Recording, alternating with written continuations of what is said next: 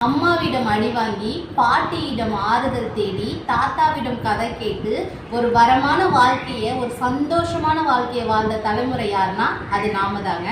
இந்த சந்தோஷமான வாழ்க்கையை பயனுள்ள வாழ்க்கையை நம்ம குழந்தைங்களுக்கும் நம்ம கொடுக்கலாம்.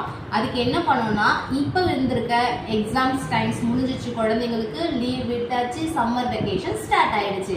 ஸோ குழந்தைங்க கையிலேருந்து ஃபோனை பிடுங்குறோம், குழந்தைங்களை தாத்தா பாட்டி வீட்டுக்கு கூட்டிகிட்டு போகிறோம்.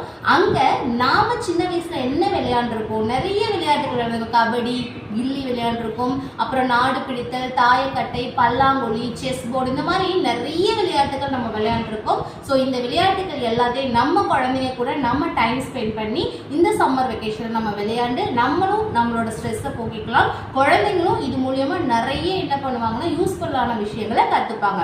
ஃபோன் இல்லாத ஒரு லைஃப்பை இந்த ஒரு மாதத்துக்கு நம்ம குழந்தைங்களுக்கு கொடுக்கணும்னு நீங்கள் ஆசைப்படுறீங்க அப்படின்னா உங்கள் குழந்தைங்கள கண்டிப்பாக தாத்தா பாட்டி வீட்டுக்கு கூட்டிகிட்டு போங்க, அவங்க கூட டைம் ஸ்பெண்ட் பண்ண வைங்க. ஸோ ஃபோன் இல்லாத ஒரு லைஃப்பில் குழந்தைங்க ஆரோக்கியமாக வளருவாங்க.